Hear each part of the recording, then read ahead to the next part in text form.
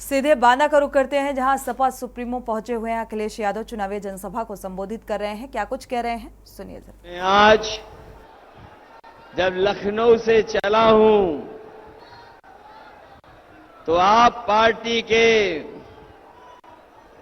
नेता और दिल्ली के मुख्यमंत्री जी के साथ हम लोगों ने प्रेस कॉन्फ्रेंस की थी और प्रेस कॉन्फ्रेंस करके ये कहा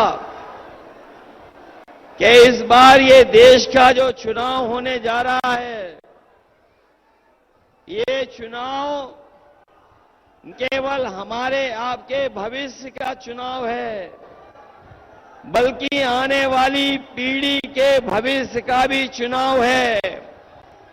और जिस तरीके से कभी समुद्र मंथन हुआ था, उसी तरीके से इस बार संविधान मंथन होने जा रहा है। ये संविधान मंथन का भी चुनाव है। एक तरफ वो लोग हैं जो संविधान की रक्षा करना चाहते हैं, संविधान को बचाना चाहते हैं। दूसरी तरफ वो ताकतें हैं जो संविधान के भक्षक बनकर के आए हैं, संविधान को हटाना चाहते हैं। लेकिन हमें भरोसा है इस गरीब जनता पर, जो लोग संविधान बदलने निकले हैं, उन सबको बदलने का काम ये जनता करेगी, बुंदेलखंड के लोग करेंगे।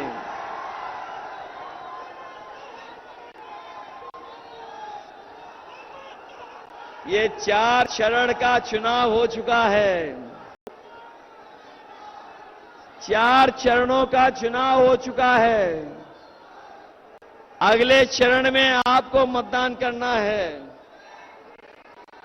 जो 4 चरण के वोट पड़े हैं, उसमें भारतीय जनता पार्टी चारों खाने चित्त हो गई है। और आपने देखा होगा कि अब तो आंसुओं की नदी भी बहने लगी है।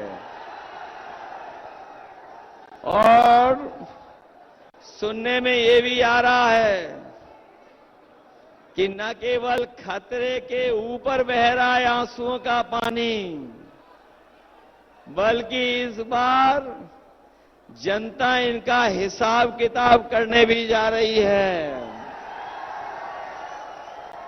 क्योंकि 10 साल दिल्ली के सरकार के और 7 साल उत्तर प्रदेश की सरकार का हिसाब किताब लेना है।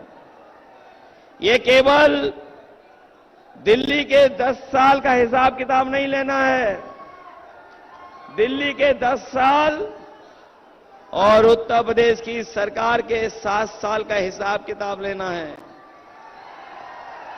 बताओ हमारे बुंदेलखंड के किसान भाइयों, इन्होंने वादा किया था कि किसानों की आय दोगुनी हो जाएगी।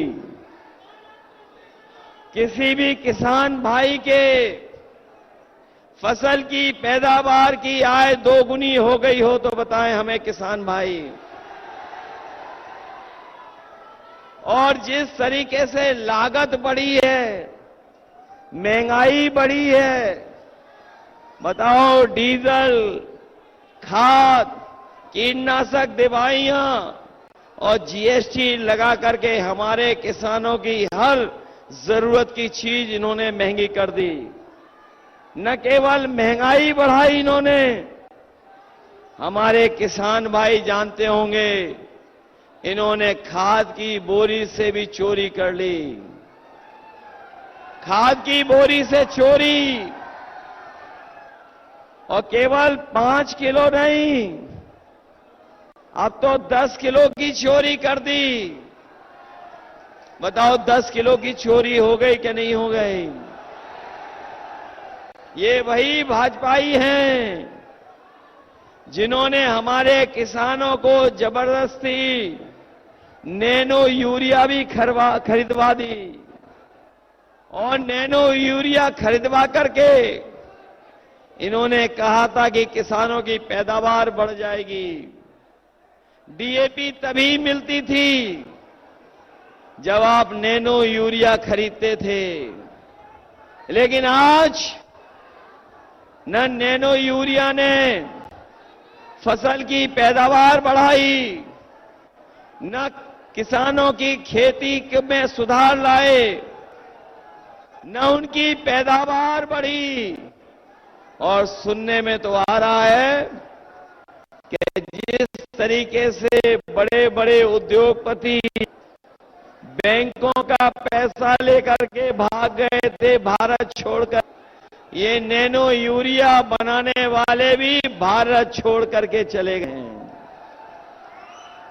ये ऐसी सरकार है जिसने लूटने के लिए, भ्रष्टाचार कराने के लिए बाहर से, विदेश से अधिकारी बनाया था, और जब उन्होंने लूटने का रास्ता दिखा दिया भारतीय जनता पार्टी को, तो वो भारत छोड़ करके भी चले गए। लेटरल एंट्री वाले जो आईएएस बनाए थे, जहां इन्होंने किसानों के साथ धोखा किया, वहीं हमारे नौजवान जानते होंगे कि आज नौजवानों के सामने कोई नौकरी का रास्ता नहीं बचा, न रोजगार दे पा रही है। और जब कभी भी परीक्षा हुई, जब कभी नौजवान अपनी तैयारी कर करके, कोचिंग कर करके, फॉर्म भर करके परीक्षा देने गया, तो उन नौजवानों की परीक्षा भी रद्द हो गई, पेपर लीक हो गए। ये हमारे पढ़े लिखे नौजवान जिन्होंने तैयारी की होगी के लिए, वो जानते होंगे एक दो परीक्षा नहीं, 10 से। तो चुनावी शोर तेज होता हुआ नजर आ रहा है। एक तरफ जौनपुर पहुंचे हुए हैं प्रधानमंत्री नरेंद्र मोदी, जहां पर चुनावी जनसभा को संबोधित करते हुए नजर आए, और दूसरी तरफ आप बांदा की तस्वीर देख पा रहे थे, जहां पर Sapa supremo Akhilesh Yadav double engine की सरकार पर निशाना साधते हुए नजर आए। इसी के साथ बुलेटिन में इतना ही। आगे खबरों के लिए आप देखते रहिए के न्यूज़ इंडिया।